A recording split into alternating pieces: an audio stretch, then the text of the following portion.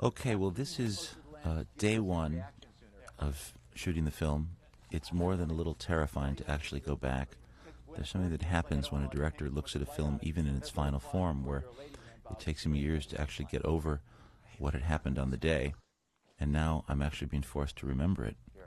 But this is in a place called Engyoji. It's a 900-year-old monastery that we had to reach by taking a funicular. It's above a small town called Himeji in Japan, and we all felt that it was somehow the most fitting and respectful place to begin shooting the film, because it has the heart of old Japan in every space, in every piece of wood, grooved into the paths that you see Tom and a character playing Bob walking.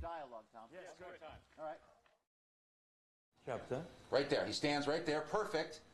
We're inside the temple now, and it's this extraordinary space where the light coming from outside reflects on the wood itself, and John is using the natural light to actually light the scene. He's cutting it with a particular way from outside that you can't see from the shot. But it's a very, very beautiful space, and we felt that we needed that space to sort of infuse the film. We wanted to have something real to begin before we began actually to use artifice and building to imitate something. It was as if all of us, having been in the real space, could then understand the feeling of it and try to recreate that. Once he's landed, you're inside, and then I come to this place of my ancestors, and it's almost as if we're feeling the place around us. It's not a move. You want to see the world. See it. As he's looking, feel the world starting to spin around him a little bit. Okay? This is actually one of the rare moments in the film in which I allow the camera to become more subjective. The camera is essentially invisible, and I tried to have the camera be actually as humble as it could, to be away from the story and let the story tell itself. But this moment I felt, as Ken actually talks about something in the past in this beautiful place, I felt that the camera could almost be inside his head and doing it in the moment that he talks about the cherry blossoms. Parenthetically, those cherry blossoms were not real because, of course, we weren't shooting in the spring, so we experimented. I had to imagine weeks and weeks and weeks as to come up with different fabrics, different materials. There were the cherry blossoms that needed to blow. There were the cherry blossoms that needed to be seen close up. There were the cherry blossoms we had to mass produce. But the space that we're in is a real graveyard, and you can see the shrines actually all around it, and it's a very, very strong and powerful place. I was thinking, John, to try to get, didn't they get that tree maybe? We shot all around this monastery. We had already designed the opportunity to include it in many different parts of the story, because we could only be there for a few days, and indeed it would appear several times throughout the film. So it's as if we would take little pieces of the real place that we would then cut into the place that we would build, and we would sort of kludge them together so as to make it invisible.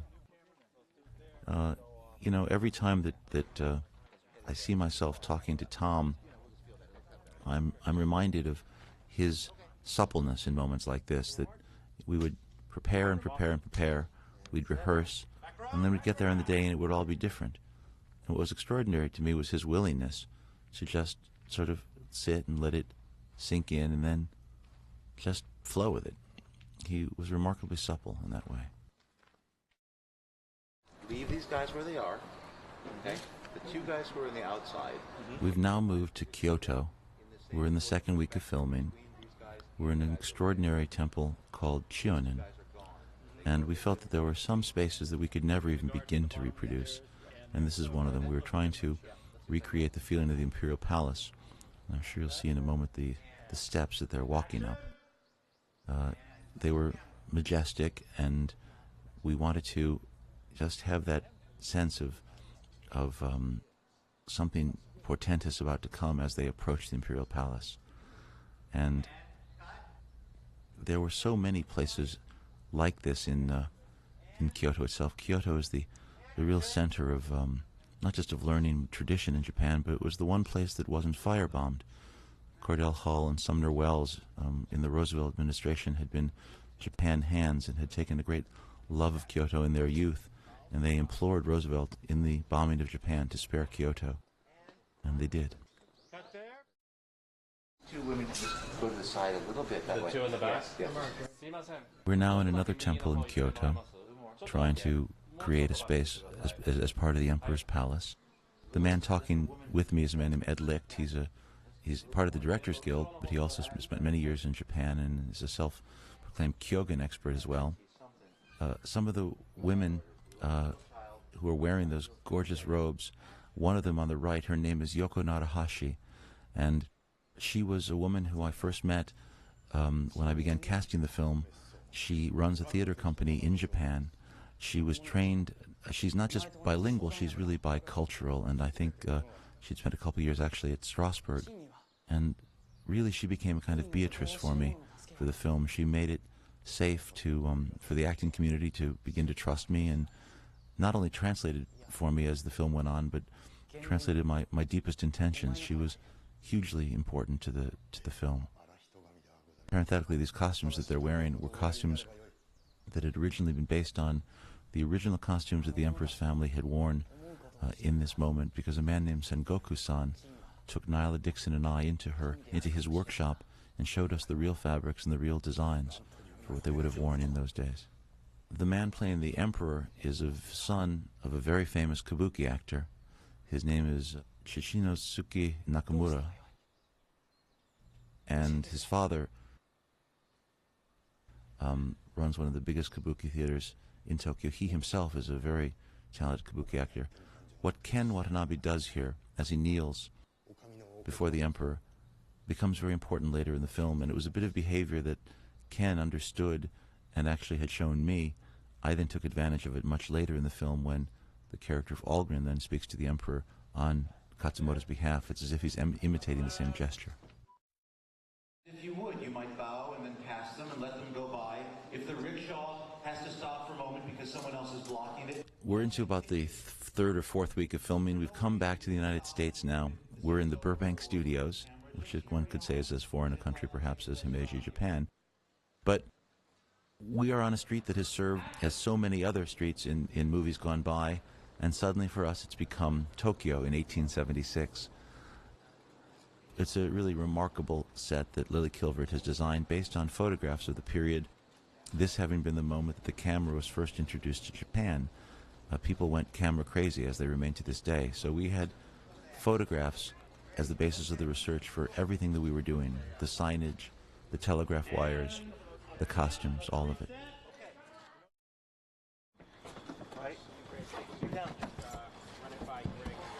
Suddenly we've jumped now to the fourth week of filming, or fifth. We're in shooting a week of nights. This too is built in Burbank. This lagoon where Katsumoto's Tokyo house is set, on which we've created this really lovely Japanese traditional home.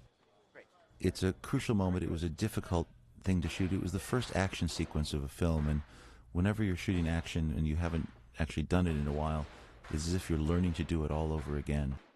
And we discovered as we were filming that there were suddenly noise restrictions because of the neighborhood in Burbank, and we had to change our whole shooting pattern. It was very trying because you never really know what the action's going to look like and what your technique's going to be.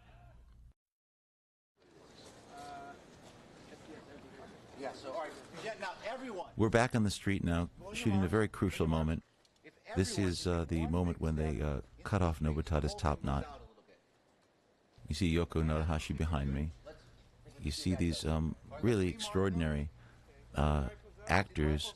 It was very important for us to find Japanese actors in America whose accent was traditional and not Nisei, and meaning second generation Japanese here, because we wanted the film to sound authentic to the Japanese audience as well. Tim, and then he comes and looks and sees what's going on. We're back here on the Burbank Street. I'm looking at the signage up there. Every one of those signs is based on, a real sign of the period. The man kneeling beneath the camera is David James, who was the unit photographer who did an extraordinary book of photographs during the filming. and that's Tim Spall, who became quite a resource to me in some of the period behaviors of the time. He's one of these very accomplished English actors who knows so much about the actual, period, what is appropriate to period. I also thought that the character that Tim plays is really based on a very famous photographer of the day who recorded many of these sights and sounds and places that I then used for the film. So his character is constantly taking pictures of geisha, of street scenes, and then ultimately the samurai themselves. Each of these little vignettes begins with a conversation between John Toll and me, and there must have been, maybe 50,000 of these conversations before, during, and at night watching the dailies.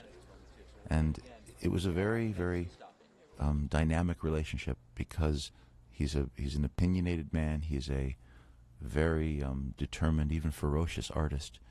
And it was a very interesting process where we each had to almost rhetorically convince each other of our points of view and test what we believed for each shot. And I think what John's work ends up, movie just speaks for itself. But the relationship of determining the shots was really at the heart of the process. I've put a camera in a truck and in a crane, on a roller coaster, and on a number of places. I'd never really put one in a rickshaw before.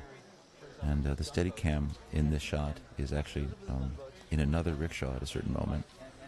And I just thought that was one of those great incongruities of making an old-fashioned period movie where you'd see extras in period clothing suddenly talking on the cell phone to their agent, and a Steadicam riding in a rickshaw.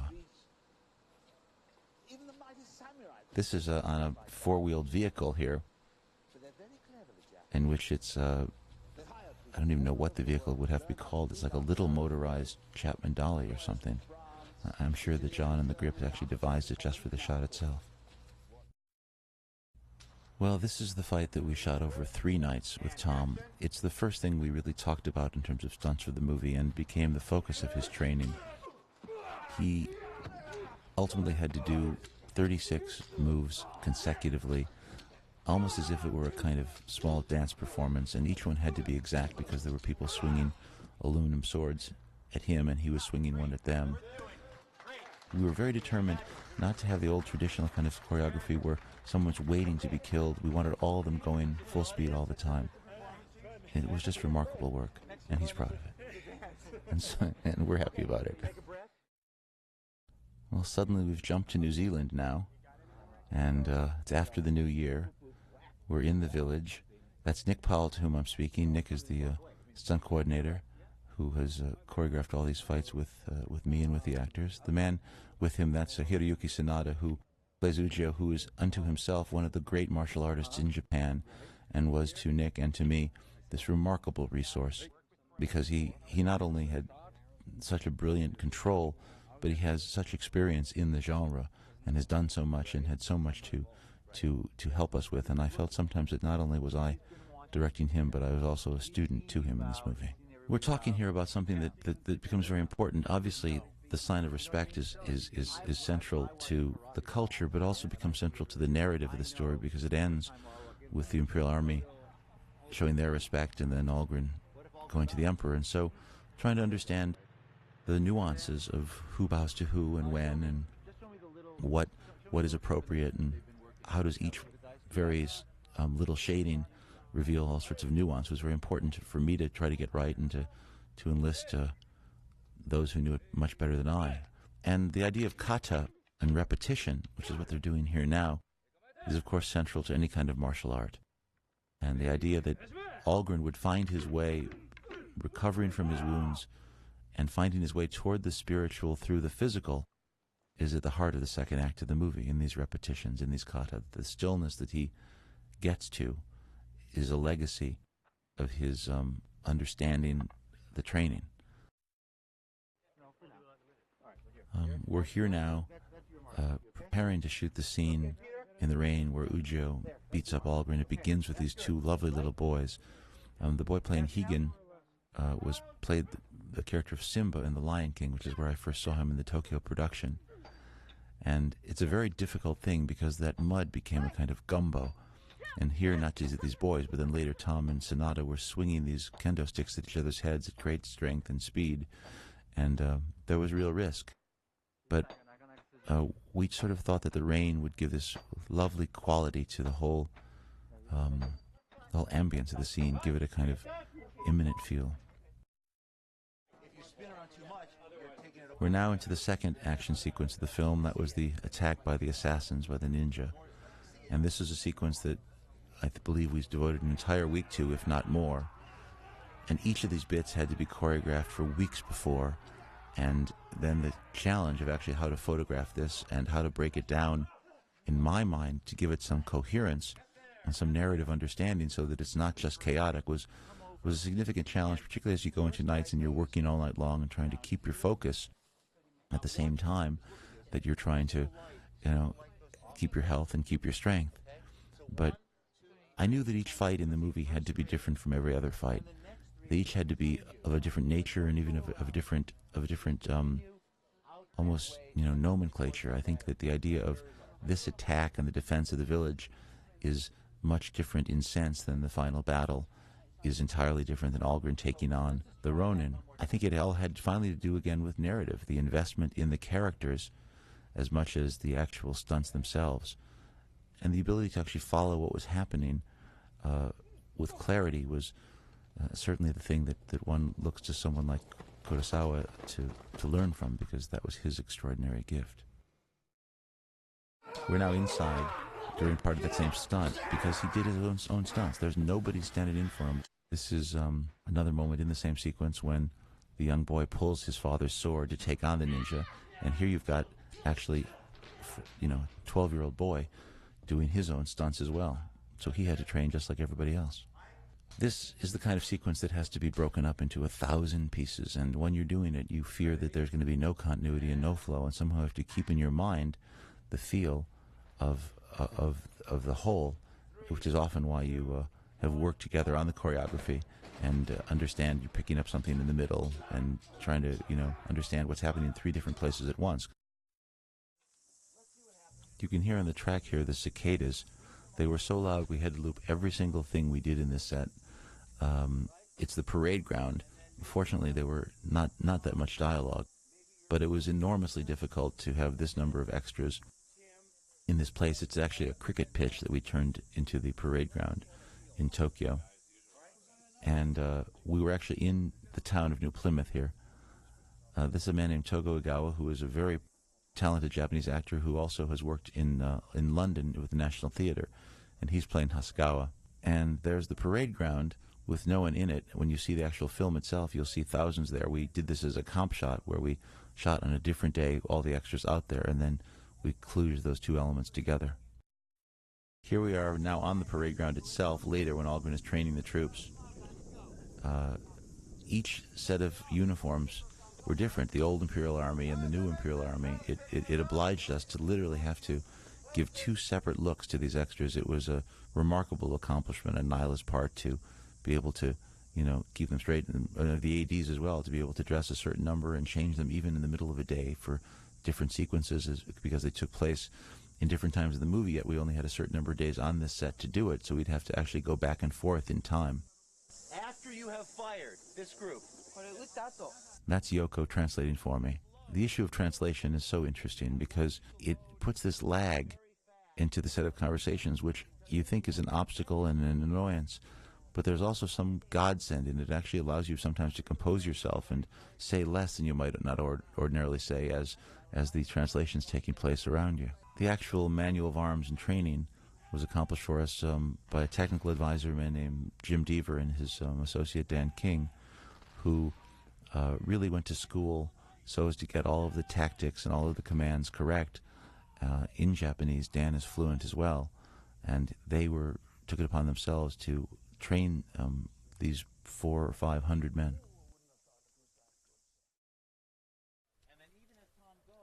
And now we've jumped toward the end of the shooting. We're in the final battlefield. We're in this hidden trench as they await the final attack. It was terribly difficult to control this blinding sun and yet try to give it a feel of balance and imminence for the whole battle, because we're shooting this scene over 31 shooting days with every vagary and variety of weather you could possibly imagine. And we didn't want the snappy blue, so often we would stage something and then literally wait for the light to be correct for a cloud, and then race to get the film in cloud to have it give it some kind of shape, some kind of feel, rather than direct sun. I love the moments when you see this huge group of people sitting around as if they're picnicking, as other people are in the middle of this deep and intense performance. It always it's a very difficult thing when later you see any film not to think about where the craft service table is. It's a hard thing to talk to a group of people through a PA system or a megaphone and not feel like D.W. Griffith. And what was remarkable was how these guys had come, how they had devoted themselves to take 3 or 4 or 5 or even 6 weeks out of their lives in order to give themselves to this film. Some of them were students, some were martial artists, some were just guys who thought it'd be a lark. And what they did was so extraordinary with their commitment to being there in the sun, wearing this horrible armor, doing it, day after day, and taking themselves at risk. And look at this, here they go, and how could one even talk about what they're trying to accomplish here? It's not the kind of shot that one ever wants to do too many times, because the possibility of error, of risk, of people hurting themselves is enormous. But we were insistent that this happen not with CG, but with real people. We felt there was something ineffable that we needed to have that otherwise would be lost. And once you add horses into the mix among men, you clearly are in a even more precarious situation. The horses were so remarkable in terms of their training, though, and their ability, their willingness to work around gunfire and smoke, explosions. You can see now, suddenly we're on the same battlefield. You've got people wearing scarves and mufflers, it's cold, and we're supposed to shoot the same sequence as if it's absolutely in continuity. That's Jim Deaver, to whom I'm speaking, all dressed up so he could be out there with the men as if he's a Prussian officer who advised the Imperial Army. And here they are just getting into position now. Ironically, these kind of scenes are created as much in the setup as they are in the actual execution, to try to understand the geography and create the tension that sort of allows the audience to invest in the movie, invest in the scene itself. Most of this sequence had to be shot one side and then the other. One day people would be dressed as samurai, the next day they'd be dressed as Imperial Army soldiers. And so we had to keep in mind, having to have both sides of every single moment, and yet we couldn't film them both at the same time. You'll see, I'm directing 1,000 people and yet one person at a time, trying to talk about how, an arrow hit might be taken, how to stage something for multiple cameras where there's an interesting bit of action in the foreground of every shot. I could allow the background action to fall off a bit, but I often had to devise all sorts of systems about giving people numbers so they wouldn't all fall at the same time, so they wouldn't all die at the same rate, so they wouldn't all suddenly be on the ground, no one left standing. To try to give that feeling of randomness, we had to create these sort of arbitrary and often ingenious systems to actually suggest the chaos. So indeed, it wasn't a uniformity of behavior, but it actually felt like something might really be happening. And each bit is accomplished only 3 or 4 seconds at a time. We went out to the battlefield every Saturday and every Sunday for the 12 weeks we were shooting before we got to it. The preparation, first with 6 people, then with 12, then with 20, shot for shot, was the most grueling and arduous we'd ever done. We felt we had to maximize every moment out there and try to understand how we could actually logistically plan to accomplish something like this. Most battles that I'd seen before are just a group lining up and charging. It doesn't involve strategy, it doesn't involve narrative, and we wanted this to be a complete scene with a beginning, a middle, and an end, where you knew where the principles were, when you knew what the strategy was, and you actually participated in it. But that obliged it to be much more detailed and took a lot more time to do. This is a lovely Japanese actor. His name is Koji Fuji.